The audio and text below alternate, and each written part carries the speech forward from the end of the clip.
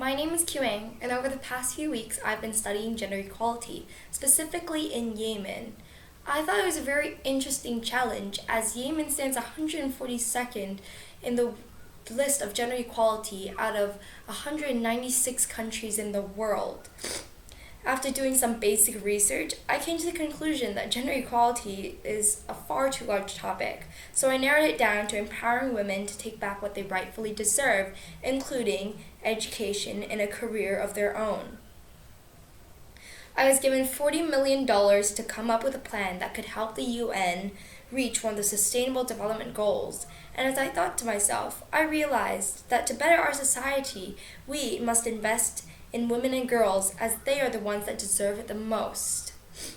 In upcoming news, a small humanitarian organization called the Girl Effect recorded that the Secretary of State for International Development, Justine Greening, declared on Twitter, "I spent today talking to girls in Ethiopia. Investing in girls is the smartest move we can make." I couldn't agree with her more.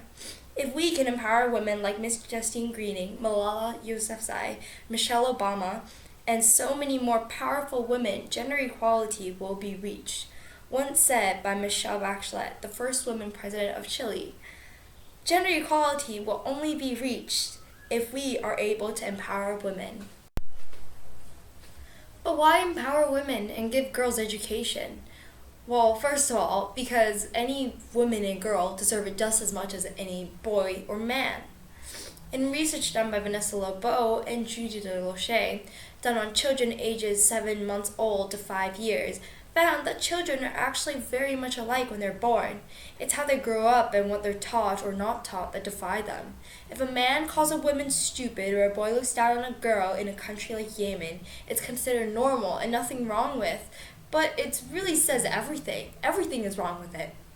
If a woman or girl isn't given the same opportunity to prove themselves, that doesn't make the man or boy better than them.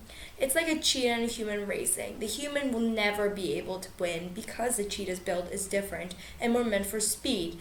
In this case, the human runner represents the woman. Even if she starts later in life, she will still fall behind. But if given the same opportunities as a child, there is no doubt the girl will be able to keep up with the boy and maybe even go ahead. Then will the race be fair. In this graph, you'll see that the primary average isn't too bad, but comparing to the rest of the world, there's still much to improve, as 34% of girls still aren't even enrolled in primary school, and 21% of all boys aren't enrolled either. But primary school is still decent, as secondary school enrollment average is still awfully low. The girls' enrollment percentage doesn't even reach 50%. 79% of girls who finish primary or have never enrolled in primary school are forced to work in the fields, either because there isn't enough money to send them to school, the school is in a difficult location, or they have a sibling who is male and their parents see the importance in sending their male sibling to school than them. Only 21% of girls in the richer areas are enrolled into secondary. Wow, the boys' enrollment into secondary is not considered good either, but still 25% more than the percentage of girls enrolled in secondary school. But 54% of boys done with primary school still aren't able to access the right education. All this data you see is recorded by the UN as they saw the need to improve and help a country like Yemen as well. Next, I would like to talk about why having a woman on a political and powerful platform may be beneficial towards the country of Yemen. Not only are these women more experienced and nurturing, but with proper education, they may even do better academically. In a study done by James Flynn of IQ tests from around the world, shows that women scored significantly higher. Women are also better bosses. Many experts state that women are much better listeners, mentors, problem solvers, and multitaskers. These traits seem much more appealing to workers as they are able to be in a comfortable workspace. Adding to this topic, in a recent article written by Daily News, management expert Jay Forte said it's a very service-oriented economy right now, so you need employees to be motivated. Women are better connectors than men and more astute about knowing how to activate passion in their employees. Giving women more opportunities may better the country economically and politically. But I am not in any way trying to suggest that women should be given more opportunities than men. Simply, the chances must be equal for there to be gender equality. The graph you see here is the representation of the number of men and women judges.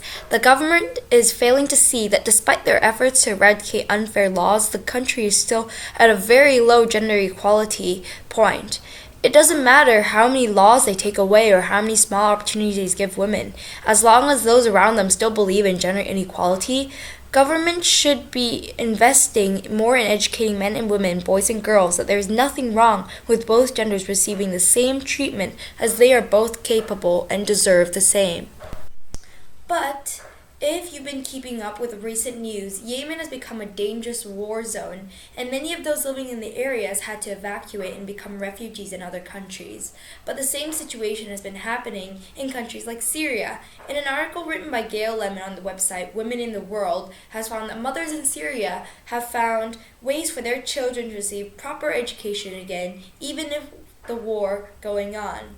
They found that places like community centers were very comfortable, easy to socialize in, and gave a sense of security to the children and adolescents. I think this would be the best way to invest in girls, as not only does it help girls and women in Yemen areas that have fallen into dangers of war, but it's completely sustainable and affordable with the $40 million that was given. The annual cost only comes up to $4,145,498.22. I think this is the best start for Yemeni people.